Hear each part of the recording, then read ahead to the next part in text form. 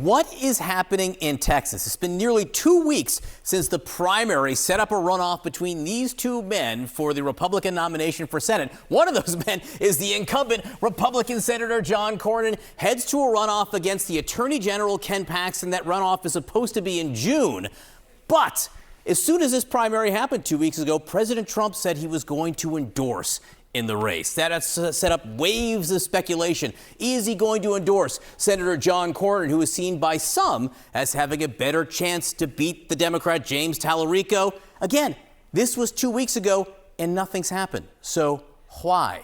For this now, CNN chief data analyst Harry Enten. So let's talk about the why here again, because they headed to a runoff. Trump said he was going to endorse. The world thought it was going to be John Cornyn, and then bupkis, as they say. So in a general election, how do these two guys compare against the Democrat? You know, President Trump, I believe, has said that he's not convinced necessarily that this gentleman on the right, John Cornyn, is more electable than this gentleman on the left, Ken Paxton. And if you look at the polling data, it pretty much agrees at this situation. Look at this choice for Texas Senate.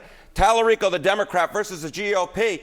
Look at this. Tallarico versus Cornyn, it's a 1-point race. Tallarico versus Paxton, it's a 2-point race. In fact, in this particular poll, Paxton's actually polling 1 point better than Cornyn. But the massive takeaway from this is that neither Republican seems to be more electable against James Tallarico than the other one. No wonder President Trump isn't necessarily sold on the idea that either one is more electable, because either candidate, at this point, whoever the GOP nominates, it looks like it's going to be a real race come the fall between James Tallarico, the Democrat, and, of course, whichever Republican gets that nomination. And the conventional wisdom, and I put that in quotation marks, was that Cornyn is more electable. What have Cornyn's approval ratings been? Yeah, I think that those who argue that John Cornyn is more electable may be living in the past, because just take a look at Cornyn's approval rating now versus when, of course, he was re-elected six years ago. Look at this. Cornyn's net approval rating in Texas.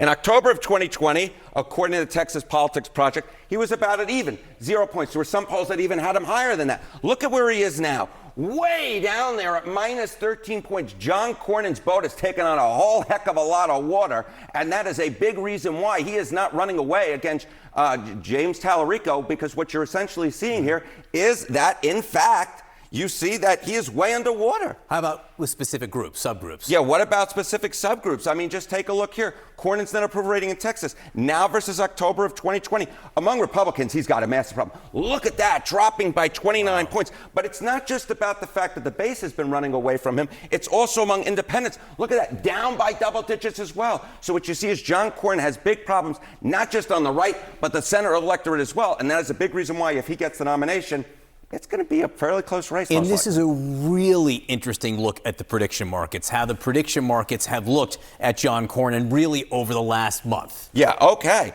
So take a look over here. Take a look. Cornyn's chance to be the Texas GOP nominee for Senate.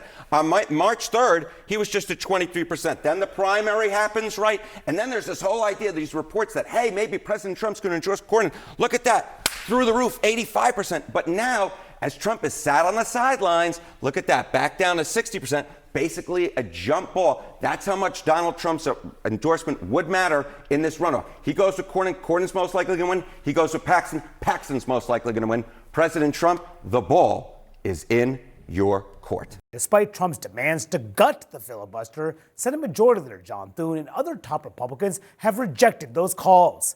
And now the president is holding up a critical endorsement in the Texas Senate GOP runoff as a result.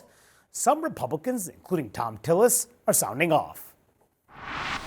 People on my side of the aisle and people at the far right of the political spectrum are trying to swing for the fences, and they're not going to succeed. Trump seems to be holding up the Cornyn endorsement over this issue. Is that a mistake? No, I think it is. I think the more time we spend millions of dollars with Republican on Republican violence, Democrats are in the marketing department loving the idea of a competitive runoff between Cornyn and Paxton. I get tired of Republicans being lazy and unstrategic.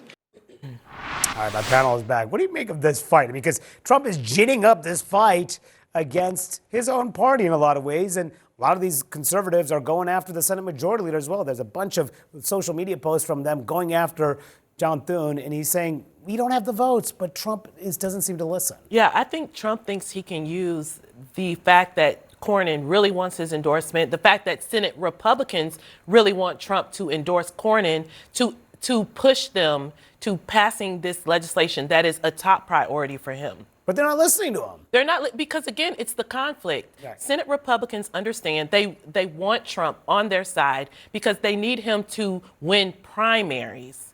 But they also understand that they then have to go and win general elections. Mm-hmm. And most Senate Republicans are not in states where you can just cater to the right and still win a statewide election. There are a lot of states where that is not the case. And that's the conflict with them. That is central to why they don't want to change the filibuster. Mm-hmm. Especially because one day they're going to be in the minority and they need to use the filibuster, which is why the John Cornyn flip-flop was so revealing this week, because he has long supported the filibuster. And listen, this is what he wrote in the New York Post, why the SAVE Act matters more than the filibuster. And he was asked all week, including by me and other reporters, about why he flip-flopped on an issue that he called fundamental. I support the talking filibuster if that's what it takes to get the Save America Act passed, and I would be open to reforms of the filibuster. If you had no 60-vote bipartisan consensus requirement, either party, when they get in the majority, and it tends to go back and forth each election, can do whatever they want to do. And then when the other party gets in the majority, they could undo it. And perhaps this is why that flip-flop from last week to 2022, why that happened is what Trump said to NBC yesterday, said that a lot has to do with the Save America Act when asked when he will endorse in the Texas runoff. Pretty incredible. It is incredible, and just a sign of how wild this campaign is for one man's endorsement, one man's vote. A pro-Paxton super PAC is running ads in Palm Beach this weekend for Paxton. So it is. They are, and the race is in Texas, by the way. And the race is in Texas, not Florida. Yeah. But this is all about Donald Trump and proving loyalty to Trump. I mean, I think for Cornyn, other than looking like he's completely flip-flopped, it's sort of a low-risk policy shift, because there's a low risk that this is actually going to happen. The strength within the party for the Texas race is fascinating on so many different levels. One, because it has a huge impact on the majority, because the reason why Republicans are so concerned is that they're worried about Paxton's viability in a general election. They're also concerned that if Trump does not endorse in the runoff, which is on May 26th, the party's going to spend hundreds of millions of dollars to push Cornyn through or to push Paxton. They're going to waste money that could be spent in all these battleground states. But what's so revealing about all this is still the power of Trump to really drive his party to pick a winner in all these races and to force a discipline among people who have been in power for so long. Well, Tom Tillis had it right there, where he said, the Democrats were sitting back really enjoying watching the Republicans pick each other apart. And I wish that Senator Tillis had been so quotable earlier.